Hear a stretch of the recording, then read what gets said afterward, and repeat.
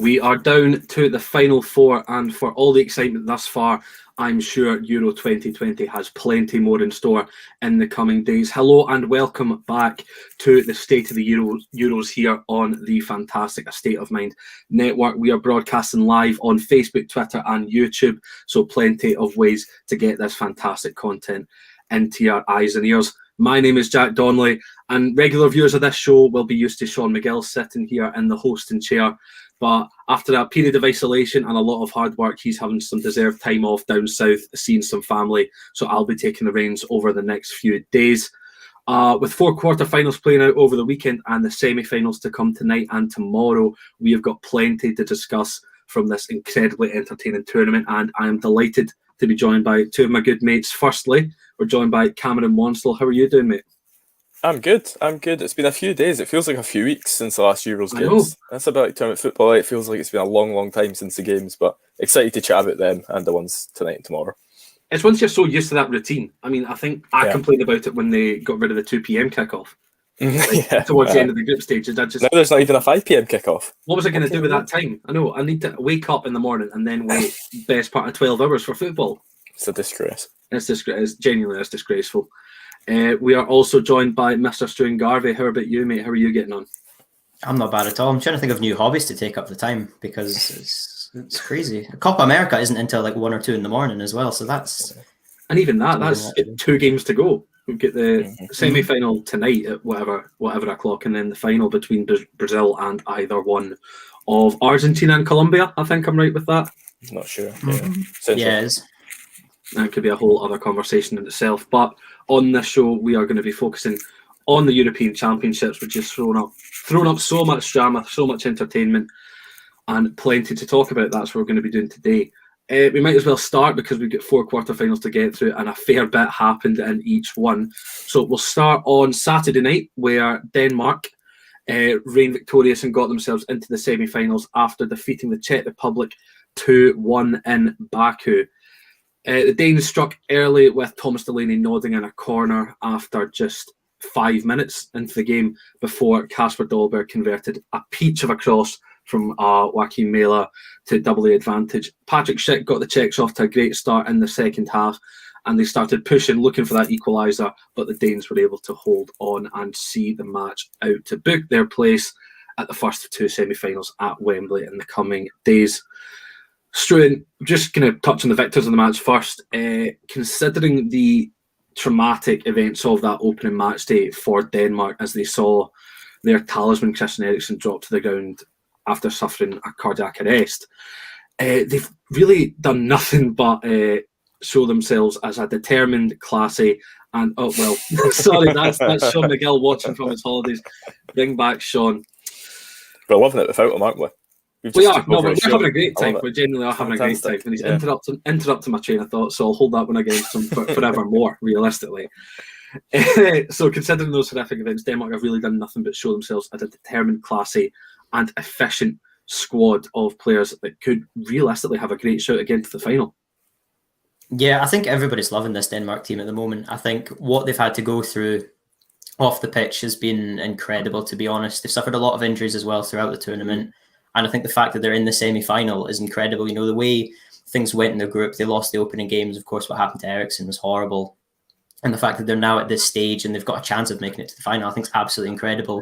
As I said, I think a lot of people throughout this tournament have sort of taken them on as their second team or their first if they haven't had one at the competition. And I think a lot of people will be behind Denmark for this match. I think it's just great to see, to be honest. I think they deserve so much praise and credit for what they've been able to do and achieve so far.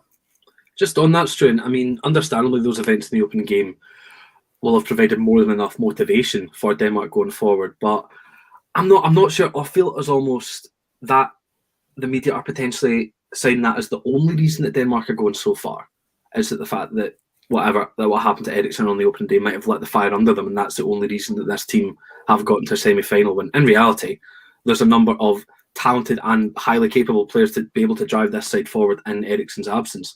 So what do you reckon? Do you think that Denmark might be deserving of a bit more respect than they're already receiving based on the footballing side of things? Yeah, I think definitely. I think Denmark are a fantastic footballing side, to be honest. When you look at the World Cup qualifiers in our group for Scotland, they're the top seed. You know, they are one of the best sides in Europe. and they've got so many talented players throughout the pitch. You know, the defence is incredible when you look at the quality of centre half that they've got. When you look in the goalkeeper situation, Kasper Schmeichel is one of the best in the Premier League. You look in the midfield, the likes of Delaney, Højbjerg, and even up front, you know, Martin Braithwaite is at Barcelona. They've got a really talented squad. They've not got superstars as such. You know, they don't have their Mbappes or De Bruyne's, their Paul Pogba's, etc. But they do have a really good squad of players who just work so well together. And, you know, we talk about some of the players that are at Brentford, I think Bristol City, a couple of them, and that occasionally be written off as being not good quality, but they work so well together. And I think, obviously, there is a lot going on with Eriksen and things that have happened, but the quality of this squad, I think, is good enough to make it to this stage. And I think they deserve to be where they are. You know, even looking back to the World Cup in 2018, you know, I think there was a penalty shootout. They went out to Croatia, who made it on to the finals. You know, I think that's no mean feat to get that far. And they drew France in the World Cup. I think they were the only team who held France in the World Cup or who didn't lose to France at that time. So they are a really good squad. And I think it's a massive achievement for them to get to the semi-final. But on another day, some people might say, yeah, they're good enough to be there. It shouldn't be a surprise that they have made it this far in the tournament. Cameron, I'll come to you here because I did mention a certain player in the opening spiel for this quarter-final. And I mean, we've seen some really impressive individual showings across this tournament, and we'll get on to another one just shortly. But the influence and quality that Atalanta's wing-back Joaquim Mela has coming up the flanks from wing-back has been able to provide Kasper, I'm going to butcher this name, Kasper Hjulmand, I believe the Danish manager is called. See, I've read it how I've written it. So it's been nothing short of absolutely exceptional. And as seen from that fantastic first time clipped outside the boot across to Dolberg for Denmark's second goal, he's just been outstanding, hasn't he? Yeah, the whole tournament he's offered that threat. I think that's his magic moment. We were still all watching it 10, 15 minutes later. I was still watching it today. It's amazing. One of the best crosses I've ever seen. Reaches Dolberg perfectly, completely cuts out the defender, even cuts out Braithwaite, I suppose. But yeah, outstanding. That's his peak moment. I don't know how he can top it, but no, he's been fantastic the whole tournament. He's definitely, I think he's the standout. What would you call it? A breakthrough sort of player, because he's been at Atalanta. They're a Champions League team, but I think maybe just signed recently. But he's really burst onto the scene this tournament. Became almost a household name. I think you could maybe make the same argument for Robin Gosens, maybe to a lesser extent, but he's been brilliant on that Denmark left flank. I think he offers so much creativity. He's also capable defensively as well. Let's not take that away from him. He still defends, does his job there, but in the final third, he's a real threat for shooting, for crossing, for passing, for movement, anything. He's been outstanding this whole tournament. No, I completely agree. And I mean, you made the point, he only did sign recently. He only signed for Atalanta in January from Genk in Belgium. And I mean, 6 months at a top 5 league in Europe, but he looks as if he's been playing at this level for so much longer. You would think that anyway. And it's just that the intelligence to be able to even attempt that cross from the outside of the foot first time as well, because it was so precise that literally Dolberg had to let it bounce off his ankle. And it went into the top corner. So I mean, it's hard to say whether this was his standout performance. That was his moment, but he's had goals and he's had attacking threats in all the other games. I think potentially the most consistent performer of the tournament. Yeah, I think you could definitely argue that. Yeah, trying to think of anyone else that's maybe stood out more. Out of the teams remaining, I think maybe, because I think Italy have rotated a little bit, made a lot of subs, so it's hard to pinpoint one of their players down. Maybe I had John Stones or something from England, I'm not sure. But yeah, I think you have a shout there, definitely. Stu, we'll just jump over and look at your sweepstake team, Czech Republic, who of course bowed out at this stage. I almost find them a bit similar to Denmark in this tournament, as they boast a few star names, and likes of Thomas Struček.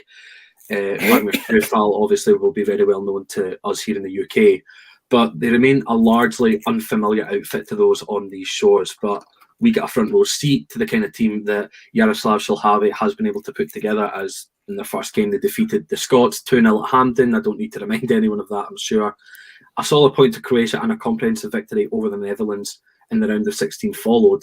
What's been your take on the Czechs this tournament? How do you kind of rank their appearance here?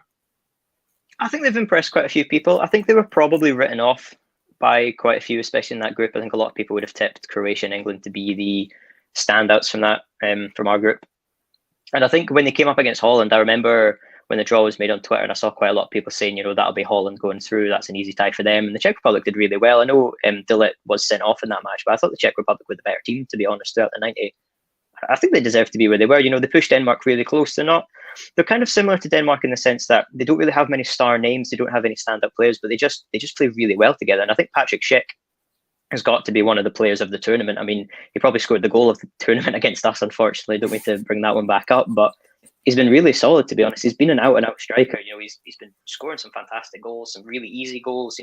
Strikers finishes, headers, just sort of all-round finishes, and it's been really impressive to watch. And I think they do deserve a lot of credit for getting to the quarterfinals, especially with the quality that are in Europe at the moment. And I think they're one of these teams who they're not like an Iceland of 2016. I'm not trying to say that, but I think they do have similarities to that team in the sense that not many people expected much from them.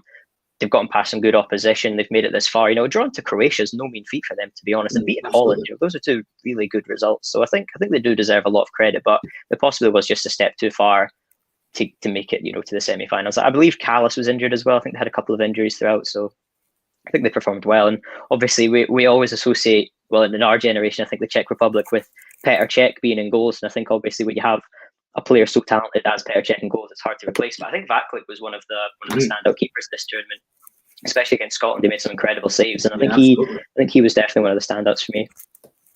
I mean, I was claiming for him to be tested after that Scotland game personally. I mean, it seemed ludicrous that none of those Lyndon Dykes chances fell in the back of the Czech net. But Cameron, Struan touched another player there, of course, Patrick Schick, joint top scorer at the tournament currently, level on 5 goals with the all-time top scorer in international football. If I'm probably the wrong stat, but it's Cristiano Ronaldo regardless. It's had a bit of a wayward career in his kind of 7 years. He's currently representing his 6th club in 7 years, and he's not exactly set the world alight at any of them. Do you think these performances and the ability that he's shown at this tournament is going to be able to potentially help stabilise the striker's career and help him kick on at the top level in Europe from now on?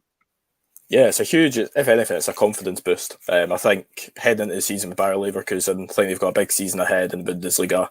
I definitely don't see him getting a move from this one because every big club is skint at the moment, apart from a very select few. And I think we've talked about this before that scouting isn't like it was. Not many players get a move off a big tournament anymore. So I think he'll stay put at Leverkusen, but it will definitely help stabilise his career. If he can maybe just get Bundesliga is a top league. If you can get 15, 20 goals, that's impossible moving on to bigger things or taking Leverkusen to bigger things. Yeah, a fantastic player. He's shown all kinds of goals as well this tournament. He's shown an aerial threat. He's shown that he can score from his own half. He's shown that he can score twisted volleys inside the box like he did in the quarters. Such a dangerous player in any part of the pitch. And definitely big things for him if he can get his career trajectory correct. I completely agree. I mean, I've been massively impressed. It's just the range of strikes he's been able to kind of showcase in the fact and his ability. He's really picked up that entire team and led from the front, taking the burden of kind of the nation's hopes on his shoulders and just showed that real maturity and being able to fire them into the position that they got into. But they did bow out and Denmark progressed in the end. And they are going to be playing the winners of the other game that played out on Saturday night. And this was the game that prompted the question in the headline of the stream at the moment, as England recorded their most dominant win of the tournament so far as they travelled away from home for the first time to face Andrei Shevchenko's Ukraine in Rome. Goals from Harry Maguire, Jordan Henderson and 2 from captain Harry Kane propelled Gareth Southgate's side into the semi-finals of a national tournament for the second time in a row. Cameron, and we'll start with Ukraine first because I know how much of a fan you've been of this Ukraine side. Even before the tournament began, you wrote a great article for Energy Sport about the progression of Ukraine under Andrei Shevchenko and the journey that they took to get to Euro 2020, winning their first knockout game at the first time of asking. They just couldn't really get a kick on Saturday, could they? No, they were completely outclassed. I think that's okay. It's a fairly young team. I think Yarmolenko's the only real veteran. Zinchenko's maybe getting into his mid-20s, but it's a lot of young players in that team. Anyway, the standout players anyway. I think they were just totally outclassed. It's the only way to put it. England were a complete level above, completely passed them off the pitch. Ukraine couldn't string a pass together. They could barely win the ball back. I think it was just one step too far for them, maybe. I think they've done so well to win their second round game, their last 16 game. They've done brilliant. It's a historic moment for the country under fantastic settings. But yeah, just England a complete class above in quality and tactics and experience and everything. And maybe 4-0, it's never good to lose 4-0, but they did have a few chances at least. That's the best you can really give them. England just definitely the talking point for this game because they were exceptional. I just wanted to touch on the tactics actually with you, Cameron, because after changing to the 5 at the back formation against Sweden, which worked wonders for them, and he was able to give Ukraine the extra man in midfield and overrun the Swedes, Shevchenko stuck with it against a very similar looking England system. Should he have perhaps switched back to the 4-3-3 that remained present throughout the group, or was he right to stick? I mean, it's hard to say if he was right sticking with the 5 at the back when he conceded 4 goals, but you see why he would have wanted to. Yeah, it's all hindsight, isn't it? He could have went to a 4 and conceded 5 or 6, I think he done it in the qualifiers against France, Finland and Kazakhstan, and initially they drew with France and it was a fantastic result. He was praised in the press, everyone loved him, and then they also drew with Finland, which wasn't so good, and they also drew with Kazakhstan, which is terrible. So he went back to a 4 at the back. It worked for them in the group stage a little bit. They only got 3 points, so we're lucky to go through. I think because he went back to a 5 against Sweden, I think he thought, right, this actually does work. This clearly is a good tactic that fits us better than the 4 at the back, and he stuck with it. And I think it was a weird one because I think he kept Zinchenko through the middle when he used Zinchenko on the left against Sweden. I think if he'd maybe used Zinchenko properly on the left wing back role, they maybe could have caused more damage to England playing through there and just whipping balls into Yaremchuk, but that's just not how it turned out. And I think maybe 1 or 2 actual selection issues is what cost them more than the formation. I think either way, 4 at the back, 5 at the back, 6 at the back, whatever, I don't think they were going to win that game. And they can definitely, despite only winning 2 games at this tournament, they can still go out with their heads held high. No, I completely agree. I mean, we've seen some really spirited performances from them throughout the tournament so far, and it just wasn't their day in Rome on Saturday night. Struan, I mean, England were just dominant from that first whistle. Kane scored after just 4 minutes, of course. They pressed Ukraine high, forced them into mistakes in their own half, and looked to attack as quickly and efficiently as they possibly could. I have to say, I'm beginning to worry. I really am beginning to worry. What did you make of England's performance in this one? Yeah, I thought they were really, really strong, to be honest. I know they were the favourites coming into this match, but they just strolled it, really, to be honest. They just dominated all areas of the pitch. I think the timings of the goals were absolutely perfect for them. A really early goal completely took the pressure off. In those sort of games where you're going in as the favourite, there is that pressure of we have to win, we can't afford any kind of slip-ups. And getting a goal so early is just fantastic. I think, possibly a bit of poor defending from the number 4 of Ukraine, but at the same time, Harry Kane's one of the best strikers in the world. It's going to happen, isn't it? And then start the second half, I think it was the 46th or the 47th minute that Harry Maguire got the second. And then at that point, it's just sort of, it's game over. Mm-hmm. Goes so early either side of the half. And they just look so strong. They were able to make substitutions as well. They had about 3 players on yellow cards, and they were able to take off Phillips and Rice from midfield to come off, and then replacements come in, but they didn't really lose anything. Henderson came on, scored his first goal for England. Bellingham came on, and he's fantastic, to be honest. He's such a good player to watch. I kind of wish he'd start for England a bit more, to be honest, but I mean, that's one of the things with Gareth Southgate, isn't it? His team selections always get criticised, and yet they always seem to pull off the result at the end of the day, and it was just a really good performance against Ukraine, to be honest. It was one of those where just about every single player on that pitch from the England team impressed me. I don't think I could pick a fault with any of them. I think Jordan Pickford possibly was a bit shaky at the back. I mean, he's just kept 5 clean sheets. He's not exactly done a bad job, but at the same time, there was that clearance he kind of kicked through the floor, and at the same time thinking, okay, that's maybe the Pickford who we've watched at Everton for the past season. But it was just a really good performance, to be honest. It's hard to find any real criticisms of that side, and the management as well, I thought was really good, the way they just took it really from the first minute to the 90th. Struan, you've provided me a great segue into my next question. I can't lie, it was going to be about Southgate and his team management, his team selections, things like that. Cam, they've been called into question a lot, and a lot of England fans especially have just been kind of bamboozled by the selections that Southgate's put out to manage games. I mean, as to why he would leave the likes of Jack Grealish or more notably Jadon Sancho on the bench or not in the squad at all. I think crucially for me in this game, the latter of those two, Jadon Sancho, he started this match alongside Mason Mount to provide that extra quality going forward. I mean, it certainly paid off. We can't say any different. How impressed were you with the new Manchester United man in particular, and going a bit deeper into it, the way that this game was managed by Southgate? I think Sancho alone was impressive. I think the limelight was taken off him because of the performances of some other fantastic players on the other wing. But no, I thought he was dangerous. I thought he got in and about the box. He made a lot of chances. I think it just didn't click for him. I was maybe unlucky not to get a goal or assist. It just didn't click. He's unfortunate, but it'll definitely come. We don't need to see in one game how good Sancho is. We've seen it for the past year in the Bundesliga. He's a top talent, and he's going to be fantastic at Man United. Maybe finally they will come back to the fore, but.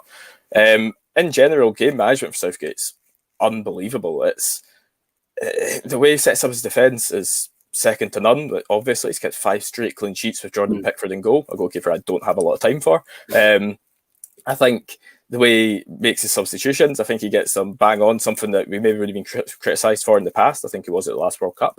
But really, it all comes from that left-hand side. I think I don't know how Denmark and let's just say Italy can handle that left-hand side, because I think Denmark's right wing back is either like Daniel Vass or Brun Larsen, maybe Jacob Brun Larsen. I think Italy's is it Del Silvestri or Di Lorenzo?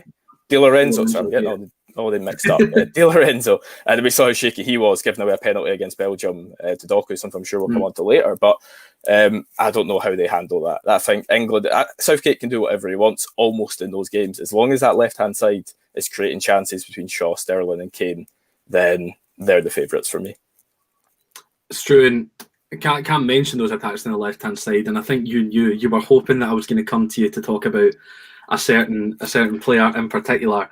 And I mean, considering your persuasions down south, I was always going to ask you about Luke Shaw as he put in another stellar performance at left wing back for Southgate's England. For a man who's constantly been lambasted, not just by fans or the media, but by his own coaches. I mean, you think back to the days that Louis van Gaal publicly slandered him for being unfit, left him out the pre-season games.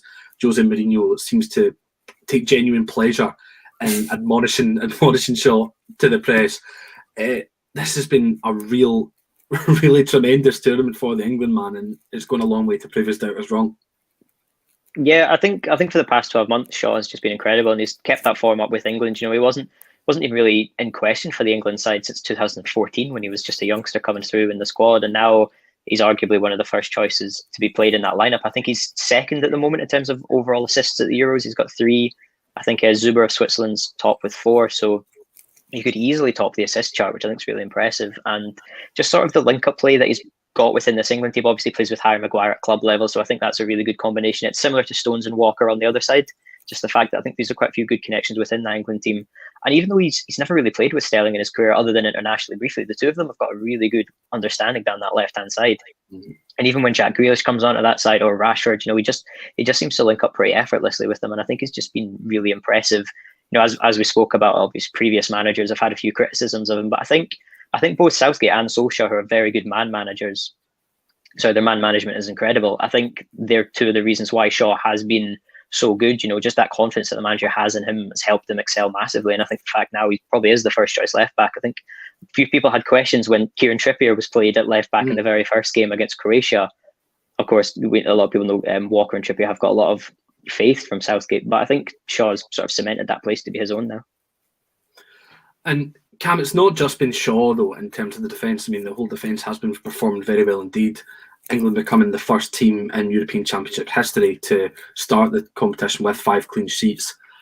And you'll have seen the tagline on the graphic, the overriding question of the episode. Considering the performances we've seen with the semi-final and the final itself being played at Wembley, could England potentially be the favourites for this tournament going forward, for the kind of in the back end of it? Yeah, I think it's all kind of going their way. Spain haven't looked good. Denmark, I think England should be beating Denmark. I'm sure we'll come on that more in a bit. But I think Italy's obviously the only other team that are the proper favourites. They're both the favourites of the semi-final ties, Italy and England. And I think with Italy losing Spinazzola, I think, I don't know, England just continue to impress. Like you say, like you expect Italy to be defensively solid, but neither of their wing backs now will be defensively solid. They will be relying on Bonucci and Chiellini at their veteran age. And I think England, it's all falling their way. It's not to say luck, I'm not saying anything like that, but it's all coming together for them. Even like the home games and stuff, it's brilliant for them. And I think definitely now we have to say England are favourites. I would still be backing Italy, but England are definitely the bookies' odds favourites, I think. think there's a few people in the comments as well back in Italy. You've got Zinco Vix 8754 saying go Italy, and it will get onto their quarter-final against Belgium just now. So let's head back to Friday night where a match with the scope of a final played out in Munich as Italy claimed their 5th consecutive victory at the tournament, which was their 13th consecutive victory at international level overall, leaving Belgium's golden generation falling short once again. Soon, before we get into any specifics of the game, could this have been the best game at the tournament in terms of sheer quality? I mean, it was just excellent, wasn't it? I didn't want it to end. I thought it was absolutely fantastic. I didn't really have a preference. I think I was leaning more towards Italy, wanting them to win, but I thought it was just absolutely incredible. Every 2 seconds there was another chance. Obviously, it was sort of soured, I think, by the Italians' game management at the end. I personally thought it was pretty good in defending. Obviously, you don't really want to compliment it, and I think a lot of people who don't really follow football as such, I saw a lot of criticisms and the Italian players diving all around the shop. But I think we knew what they were doing really at the end of the game. But it was just such a high quality. I thought Italy may have been very comfortable at half time, but then that penalty totally changed the momentum of the game, and it was just so good. I never wanted it to end, to be honest. I think they have been the 2 best performing teams of the tournament so far. Just the way they've played throughout, they've been so good. They almost look impossible to defeat, and it was just a fantastic game to watch, to be honest. The goals were absolutely brilliant. Insigne's goal was amazing. Barella's goal was amazing. Bonucci's offside goal wasn't really that great, but it was just such a good game to watch. Cam, we'll touch on Belgium before we get into the more specific stuff with Italy, because there's been a lot of talk about this generation of players within Belgium. I mean, I've literally just called them the golden generation of the country. So, I mean, considering the calibre of players that they've had available for the last decade or so, would it be fair or harsh to say that this batch of players has failed? Because when you kind of delve into it a bit more, they still stand as the number 1 team, the number 1 ranked team in the world. They've been able to reinvest that success into their domestic game. You've got some fantastic talents coming through in domestic Belgian football. I mean, Yari Verscharen's been fantastic in the Pro League as well. And the likes of Jeremy Doku, who filled in for Eden Hazard and looked consistently threatening, even up until and after he won the penalty. There was that one clip of him, I think he was bombing down the left-hand side and he skipped past about 2 or 3 challenges before just letting loose and finding a bit of a wayward shot from the edge of the box. And plenty of this current squad have then gone on to become household names across the world, the likes of Kevin De Bruyne, Romelu Lukaku, Eden Hazard. They're only really missing the silverware at this point. Yeah. I think that's what's difficult. It's what you define as failure. If you define success as only winning trophies, and yes, they have failed completely. They've still got time to be fair, still got some young players going, but yeah, maybe their golden generation's aging a little bit. I think an issue I've seen this on Twitter, that they've not all peaked at the same time, and that's a big problem. Eden Hazard hasn't peaked at the same time as Romelu Lukaku or even Kevin De Bruyne. Eden Hazard, let's be honest, isn't the same player he was even 2 years ago, 3 years ago, which is unfortunate, but then you've got young players like Jeremy Doku coming through, Yuri Tielemans. They're not like 28 in their peak. They're still young, 21, 18, 23, whatever. That's what their young players' ages are. I think it's what you define as failure. I would say harshly that is a failure, because at the end of the day, being top of the world rankings gets you nothing. It gets you nothing. Maybe it's good to invest in a domestic game because of it. That's good for the future, but then that future then has to go win something for it to be a success. Yeah, so time will tell. We'll give it maybe 10, 15 years, a few more tournaments. If that younger generation can come through and do what their older generation couldn't, then sure, this generation's done well. But if they don't, then I would have to put it down as a failure. I mean, I think they've definitely raised the profile of the nation in terms of football, because, I mean, think of when we were growing up, it was always Germany and Brazil and France as the biggest footballing nations, and now Belgium are rightly in that conversation based on the calibre of players they've been able to produce. Struan, I'll come to you here because we're going to touch on the performance of Italy. No matter how many attacks that Belgium launched forward, especially in that second half, there was absolutely no way of getting past that wall of white shirts, expertly led by Giorgio Chiellini, who's one of my favourite players. I mean, he was forced off in Italy's second match against Switzerland and missed the team's last 2 games, but came back in and looked no different. He looked completely match ready, battle ready. I read an article from James Horncastle at The Athletic about Chiellini, and I think he described destruction as another form of creation, or creativity rather, and I think that did kind of sum up Italy's second half performance. So consider how much Chiellini was written off, and kind of not only after his injury, but the lead up to the tournament, considering he was coming back from doing his ACL and his age and everything like that. How impressed have you been with not only the defender, but his influence as well?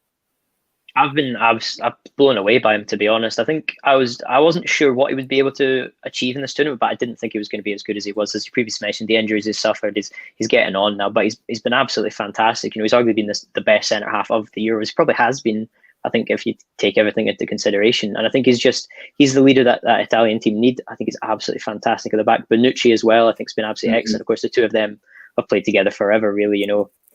They've won so much out of their careers, and just to have that presence at the back. I think he turns 37 this year, Chiellini now, but he's just absolutely superb, to be honest. He knows how to handle the game.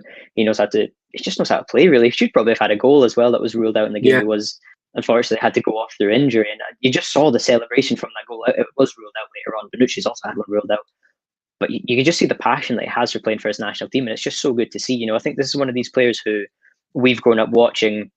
Chiellini has always been there. He's always been there. He's always one of the best centre halves in the world football, whether it's playing for Juventus or playing for Italy. Of course, thinking back to previous World Cup and international tournaments, and he's just leading that team. It's so good. If there's ever a player in a team that you identify, you really want the team to win just for that player. I think a lot of people want to see Chiellini lifting that Euros trophy because he's just been so good. To be honest, he deserves it. No, just reading into him a bit more as a person yesterday. I mean, he goes on Y Scout before every game and does 45 minutes of research into the striker that he's coming up against and commits it all to memory. I mean, the amount of scars and bruises he's sustained over his career, he's a proper warrior, kind of epitome of a proper Italian centre half.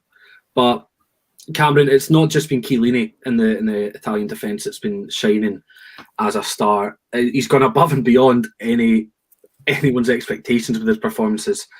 Leonardo Spinazzola, the Roma wing-back, has been one of the most important players in Roberto Mancini's side. I'd go as far as to say the most important as attacking contributions down the left-hand side, very similar to Joaquin Mela in his influence. Unfortunately, he's going to be out for the rest of this tournament and a very prolonged period of time because he sustained a really bad injury to his Achilles tendon. So can you put into words how big a loss this is going to be for Italy going into the semi-final and any potential final? Yeah, massive. Like I said earlier, obviously on the other flank, they're not too convincing. I think now they've completely lost that stability on the left side as well, in a defensive or attacking sense. I think they are lucky that they've got two of the world's best in the middle, but it's still so important. I think they should probably just go with an attacking threat at left back. I don't think they should try and put in our defensive player because you've just got to hope the centre backs will take care of it. If they put in whoever they've got on the bench that is an attacking threat on that left-hand side, can still bomb forward, can cut inside, do whatever, that's who they should go with because there's no real way of replacing Spinazzola. He's came in and he's a bit like Gosens, a bit like Mela, he can do it all, so you're not going to have another perfect replacement. It's a really tough one for Mancini and obviously for Spinazzola as well, and Mourinho at Roma. Obviously that's his new club, and I think Roma, they've lost a big player there, I think the replacement that would be coming in, it'd probably be Emerson at Chelsea. And I mean, I've seen a fair bit of him, but you said Spinazzola can do it all. I don't think Emerson's got the defensive capability to match Spinazzola whatsoever. He's attacking, but he's only really attacking in my eyes anyway. Maybe that'll just have to do. They're just going to have to put more cover on that left-hand side, you're right, because he did come on the other night. Now you're saying that. I couldn't remember who came on, but yeah, Emerson's not at the same level, unfortunately. Nothing against the guy, he's still a good footballer, but like I say, it's a massive loss. There's no real replacement for him, and Mancini's just going to have to make do. It's going to be tough, I think, for Italy going forward just without his influence because it was similar to Sean Sterling. I think we've seen a lot of really good combinations up and down the flanks between fullbacks and wingers this tournament. I think his influence and his ability to link up with Lorenzo Insigne on the left has been the most kind of potent form of attack from Italy. I mean, it's not exactly gone to plan for Ciro Immobile. I think some were describing his game against Belgium as his worst in an Italy shirt of how wasteful he was. So I think that his finishing quality could be called into question for his national side anyway. We know how good he is domestically. But I think he really needs to kind of pick up his game if he's going to be able to get the goals that Italy need to win this tournament. But Struan, another player I did want to touch on before we moved on to anything else, Nicolo Barella, the Inter Milan midfielder. I feel as though Manuel Locatelli's performance against Switzerland, his individual performance where he got 2 goals for himself, of course, has him as a lot of fans stand out from this Italy midfield. But for me, considering how more present Barella's been and how more regularly he's been contributing to Italy's attacking play, I'd have to say he should kind of overtake him as the kind of standout pick from the midfield. I mean, his goal in this game was a bit ludicrous. I've got absolutely no idea how he kept the ball under the challenge of about 4 Belgian players and then just curled it past Thibaut Courtois to get the goal for himself and Italy. I mean, do you feel that he is the one, or is there someone else in the Italian midfield that is going to be deserving of that credit?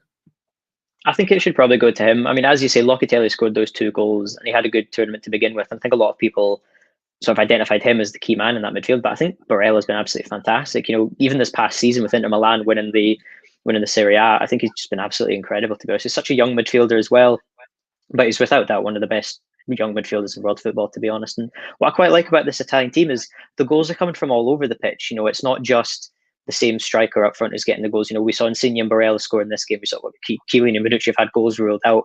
Locatelli's had a couple. You know, Chiesa off the bench got one. You know, they're coming from everywhere, and I think that's really important with this side. And I think that's what Barella can bring. You know, he brings you goals, he brings you stability, he can move the ball around easily.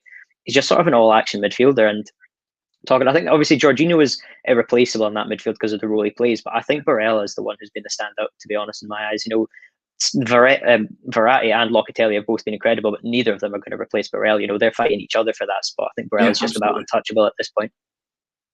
No, I completely agree with you, mate, to be honest. I think it does come down to that third spot between Verratti and Locatelli, and for as good as Locatelli was in those opening 2 games, I think based on the pedigree of the player, you would have Verratti in over him at the kind of first possible opportunity, which is a bit of a shame considering how well he did in those opening 2 games, but you can understand where Mancini's coming from. Cam, looking at this entire team and looking at the performance that Italy have put on, I mean, Struan said it himself, goals are coming from everywhere. There's not one standout player. There's not one superstar in this Italian team. They are just such a good unit. And we've seen they can do it all. I mean, we saw, take the opening half of the Austria game, for example, they can just launch wave after wave of attack. They don't really seem to slow down. But then take the second half of the game against Belgium in the quarter-final, they're easily capable of sitting in, doing the dirty work and defending like their lives depend on it. I mean, has there been a more impressive team at this tournament, or would it be Italy all the way? I think it'd have to be Italy. We've already said Italy and Belgium probably 2 big performers. And Italy, for me, even before that game, were still the more exciting team.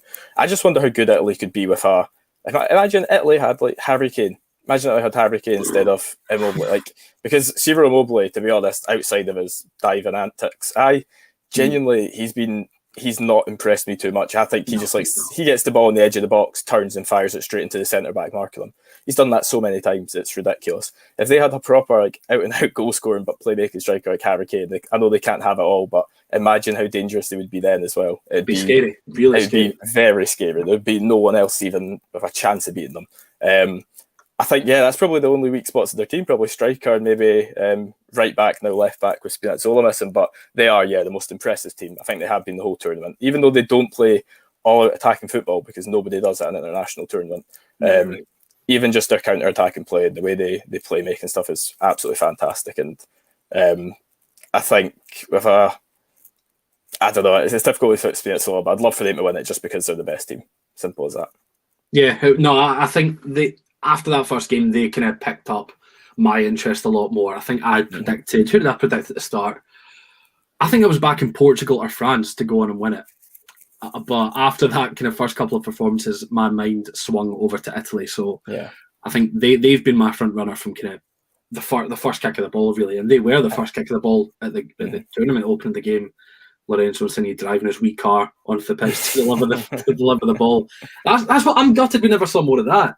I know, that was a one-off thing. I thought that'd be every game. Yeah. Why did we not see for the final? Tiny wee Volkswagens sprinting up the pitch, honestly. What could have been an even better Alipay tournament? Yeah, exactly. We have got one more quarter-final to discuss before we move on to a wee preview of both semi-finals. The first of the 4 playing out on Friday.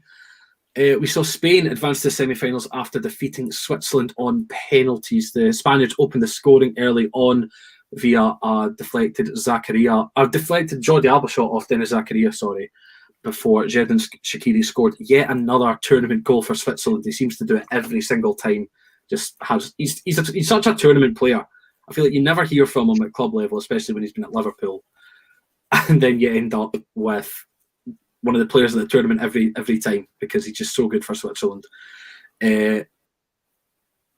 Despite Remo Freuler's red card, Switzerland were able to hold on thanks for no small part to Jan Sommer and thanks to no small part to Spain's wasteful finishing once again. They were denied the win in extra time and had to go all the way to penalties. Cam, on another day, this could have gone the way of the Swiss. Oh, 100%. I think without the red card, it probably would have. A red card, very contentious, of course, but I think also, the two players you mentioned, they were the standouts. Shaqiri just on another level. He's one of those tournament players. I put him in the same brackets like Ivan Perisic, and that he is unbelievable when he turns up at an international tournament. Always has been. Just doesn't do much for Liverpool, doesn't do a lot, and then like 2018 World Cup turns up and does a bicycle kick, gets a hat trick. Like, it's just what he does. And Jan Sommer just, oh my God, blew into the scene. He was absolutely fantastic the whole game. I think that's who everyone in the world felt sorry for after the penalty shootout as well, because like, he'd done his best, but just his own team couldn't take penalties, it seems. Really unlucky. On another day, as you say, definitely could take the Spain team, because the Spain team isn't the most electrifying or exciting. They've got Alvaro Morata and Gerard Moreno up front, and yet they left two spots out in their team. They only took 24 players. I think it was actually Sean McGill that said that they left Iago Aspas at home. It's like, you've got two spots, just take an extra player. Like, you're allowed to. He's such a more fluid player as well. He can play anywhere across the front. Offers so much more. Yeah, Moreno and Morata are just strikers out number 9s. That's it. But at least Morata maybe done well in the last 16, but Gerard Moreno's been surely a disappointment at this tournament. He's not done well under the pressure. But anyway, back at Switzerland, really unfortunate. I think that's all you can say. Had a great run knocking out world champions, and I think they've proved a lot of people wrong this tournament. Just keeping with you, Cameron, this was also without potentially their best player in that game against France, because Granit Xhaka had an absolutely fantastic performance up against Paul Pogba and N'Golo Kante and missed out on this game completely. So do you think it could have potentially gone the Swiss's way had he been playing, or is that just if, buts and maybes? Yeah, exactly. It's one of those things. It's a bit like the red card. You can sit here and go, if he wasn't sent off, then it would have turned it, but it didn't. It happened. Same with Xhaka. He got suspended. Really unfortunate. I still think suspensions are way too harsh at international tournaments, but he's a bit unlucky, like you said. Like we said on the show, I believe that with him out, Spain were made the favourites, and yet Switzerland still held them on to penalties with 10 men. So they've proved a lot of people wrong. They're really unfortunate to be missing basically two centre mids for the big chunk of that game, and had to rely on the fantastic goalkeeping of Jan Sommer, and it just fell short. Such a shame. And it really was fantastic. Struan, the finishing quality of Spain in this tournament has been called into question throughout the entire time.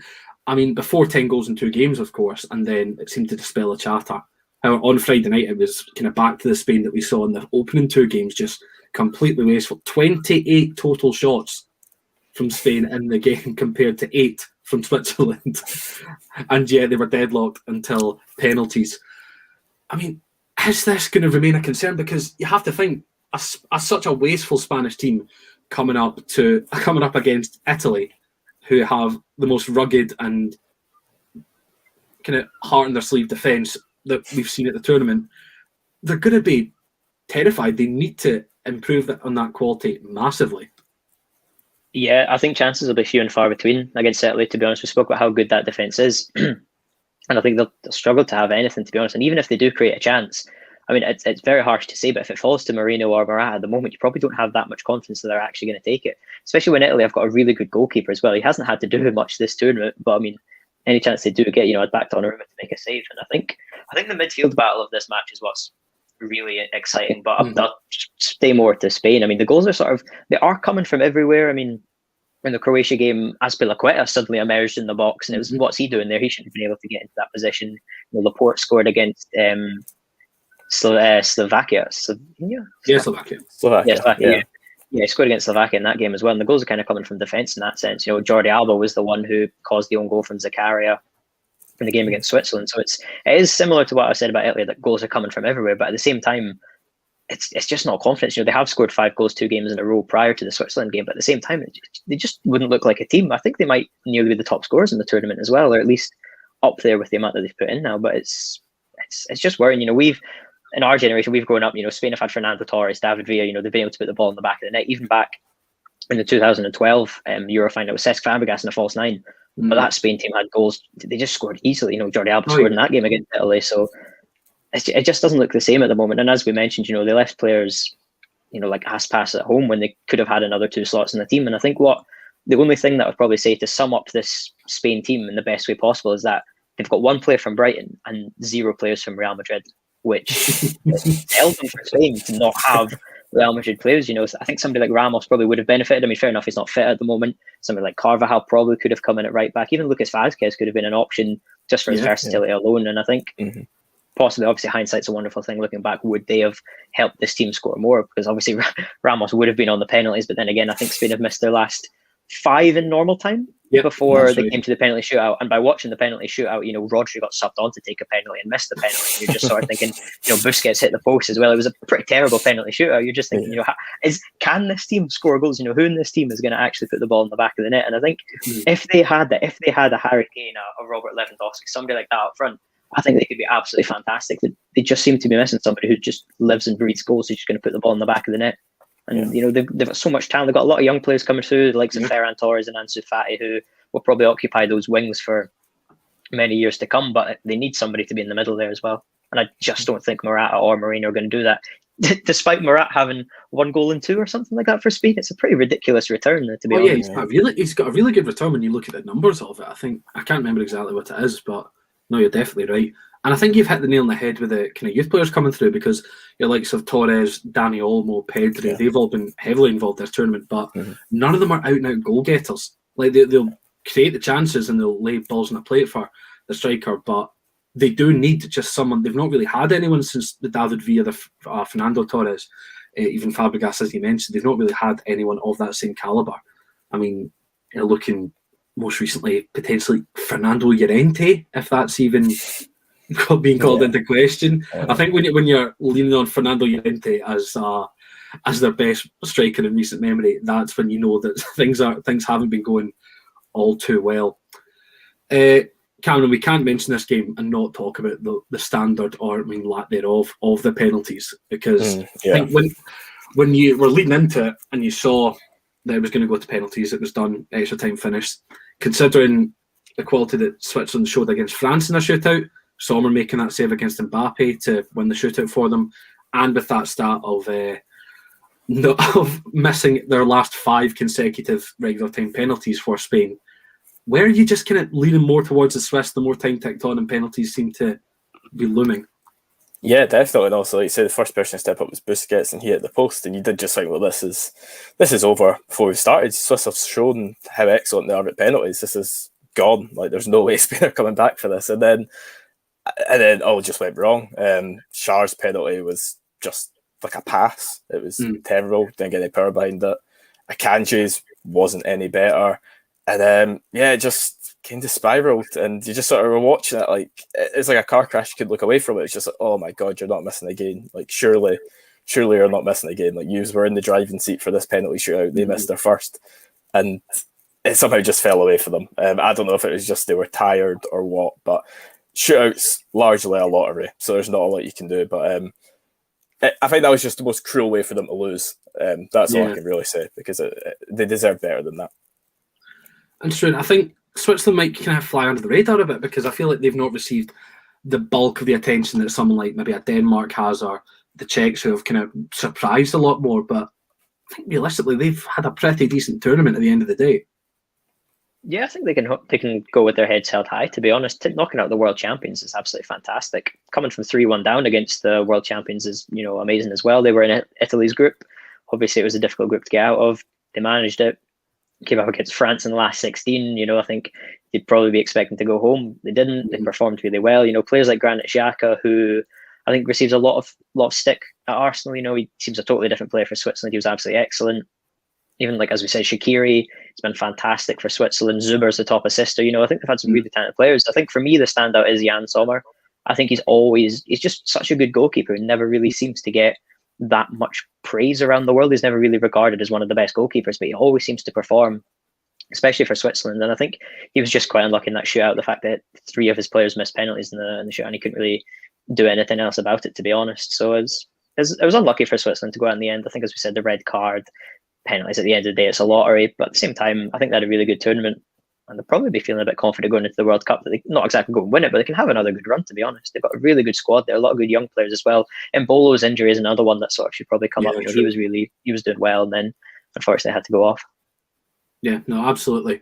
Right, we've got just enough time now to look ahead to tonight and tomorrow night's action, and we'll preview both semi-finals. So starting with tonight's match between Italy and Spain. Struan, this is a 4th consecutive Euros that these two have come up against each other in the knockout stages. Of course, you think back to the 2012 final, that comprehensive Spain victory 4-0 in the end to the winners there. But the pendulum kind of seems to have swung back over to the Italians in the last few years. I mean, it was 2-0 to Italy in the round of 16 or the quarters in 2016. I can't remember exactly which round it was. But both sides are capable of quick, snappy attacking football. We could be set for a massively entertaining game here.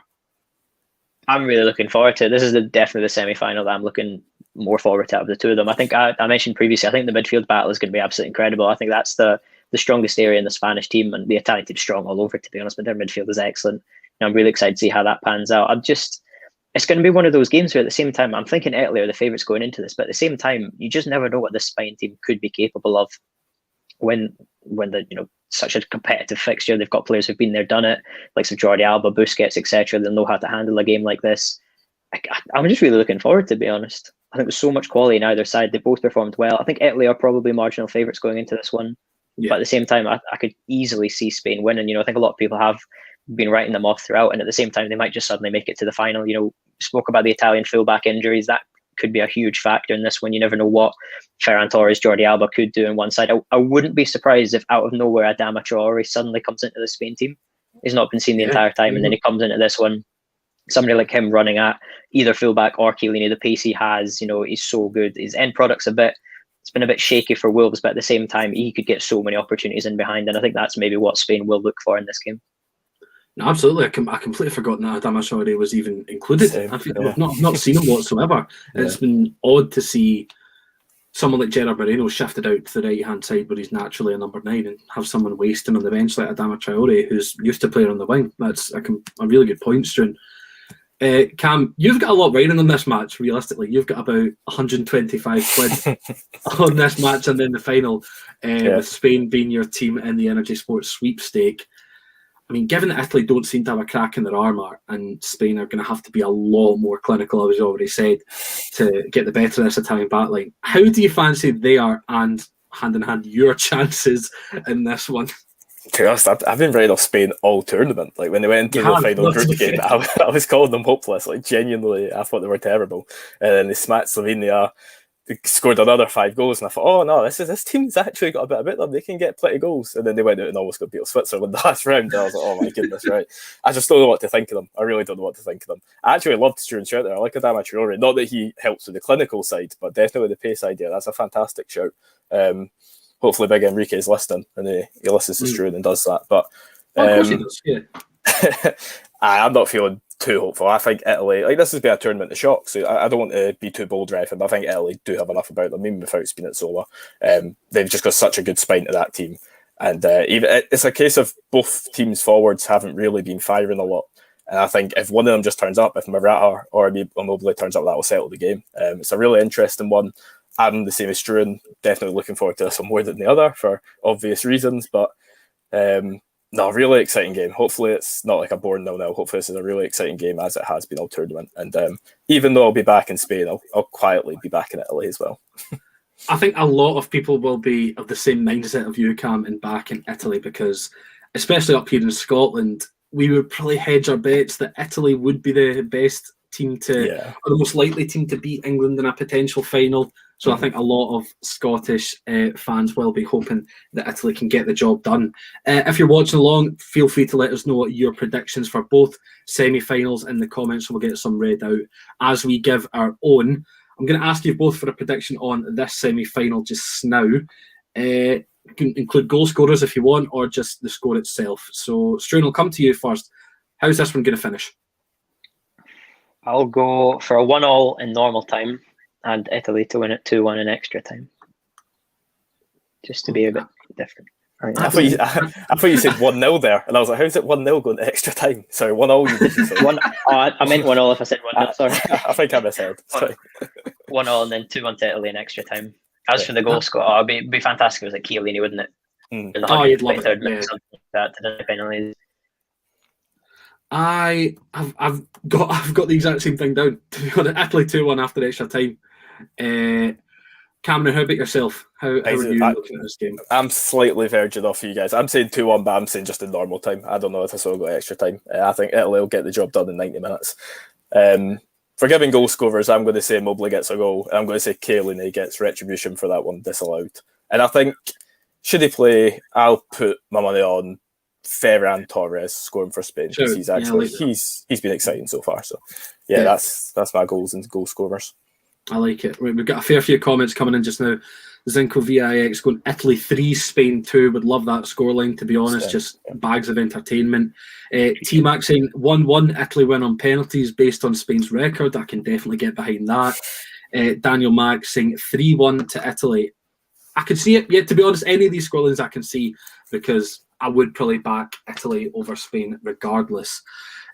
On to the second of the two semi-finals. Of course, the winner of that match will go on to play one of England or Denmark in Sunday's final, bringing an end to what has been an absolutely outstanding tournament. And I have to say, I'm really going to miss it.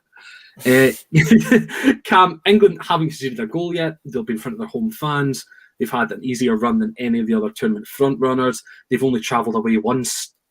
Do all signs point towards an England victory? Yeah, I think so. I think definitely they are the favourites. It's such a shame on Denmark, but I'm backing England here. Hopefully Denmark can keep it going though. They've just got a little bit too much for them. I think. Struan, I mean, we know how much the media, the English media in particular, will kind of brush over Denmark's quality. But given their impressive group of players and coupled with that intangible togetherness and motivation that they have, do the Danes have a chance of causing an upset on Wembley on Wednesday night? Yeah, I think definitely. I think this will be the hardest challenge that England have had so far. I know they've played Germany, but I think Denmark are a very good side. It's a semi-final. I think the home advantage will be big for England. Well, I think it's 60,000 fans are going to be there as well. So I think that'll be massive. As we said as well, they've not had to do much travelling. I think they will be ready for this one. They've been very good with injuries as well. I think they'll have a full squad going into this match, so no suspensions either. So I think it will be a really tough task, but I wouldn't write off Denmark. I think England are the favourites definitely for the tournament, as we've said, and definitely this match. But I wouldn't write Denmark off. I think they've got so much to play for. I think they're such a good team, and I wouldn't be surprised if there's possibly a few mistakes in that England defence. I know they've kept 5 clean sheets so far, but I think quite a few of the players in that team are capable of making a mistake, or perhaps an error up front, losing the ball in the midfield or something like that. I think it'll be a really, really entertaining game. Well, I hope it will be anyway for the neutrals. Absolutely. And again, I'm going to ask you both for your prediction here. And I don't have one yet, so I'm going to kind of go off what you guys are going to say and see if I can get myself inspired or get myself behind a certain underdog. We'll see. Cameron, what are you backing here? I just want to say, I know not every game in world football has to end 2-1, but I'm also backing 2-1 for this game. I think England will eventually concede. I don't know if it'll be a mistake at the back, but definitely it'll have to be broken down eventually. If England go 7 games without conceding, that will go down in history book stuff. That is genuinely incredible. I don't think it'll happen. I think they will concede to Denmark here. They just have a bit about them. Seem to always create plenty of chances no matter what. I think. I don't know about goal scorers. I'm going to say Kane and Sterling. That's what they've done all tournament. They're going to stick with that. Yeah. And I think maybe. I'd like to see maybe Damsgaard get a goal. I'd quite like to see that. Yeah, he's not quite. Actually, we spoke about this for other reasons, but he's not really done enough. But he's still been one of the best players in that team. It'd be great for him to get a goal at a semi-final. So yeah, 2-1 England. definitely got a lot of attention off his goal against Russia. Was it Russia? Yeah, I think so. Russia. Yeah, that's it. Struan, how about yourself? How do you see this one going? I'll go 2-0 England. I think it'll be similar to Ukraine. I think they'll score quite early in the first half, and then they'll score early in the second half again, and then just probably see out the game. I wouldn't be surprised if they revert back to the 5 at the back. And goal scorers, I'll go with Harry Kane and John Stones set piece. Go 2-1. Go 2-1. 6-6. 6.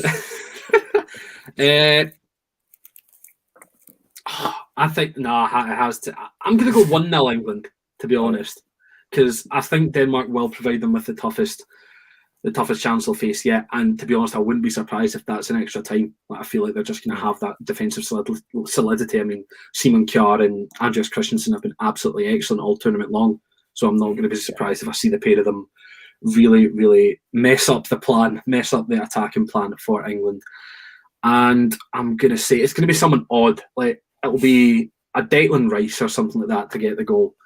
Although whether he'll still be on the pitch at that point, I'm not sure. We'll just wrap up with a couple more predictions. Daniel Mark predicting 5-2 on penalties to Denmark. I like that shout, to be honest. I really do. T-Mac's going 3-0 England. Zinko's going Denmark win on penalties. A 2-0 England from Danny Boy. There we go. So it kind of seems to be more England heavy, but there's still some shouts for Denmark, as Absolutely. I'm not surprised that there would be. That is going to wrap us up for today. Thanks very much for tuning into this episode of the State of the Euros. Thank you very much to both Cameron Wanstall and Struan Garvey for joining me today. Cameron, where can the good people of this live stream find you? At Cameron Wanstall on Twitter. Lovely stuff. Struan, how about yourself? At Garvey2000 on Twitter. There you go, just a young pup. Nice young easy Struan. Easy. And I am now. I tweeted. Same age as me for a few more days anyway. And I am Jack_Donnelly. That's 2 N's, 2 L's. And make sure you go ahead and check out energysport.net and ENRG Sport across all the socials to see some more of our written and audio content. If you're of a green and white persuasion, you will have the Axon Bulletin in just about half an hour or so. So stay where you are, and the guys will be with you at 12:30. We are going to be back on Thursday morning at the same time to run through both semis and discuss the upcoming final. We can't wait to see what happens, and we can't wait to talk about it here on A State of Mind in a couple of days. Thank you very much for watching once again, and we'll see you soon.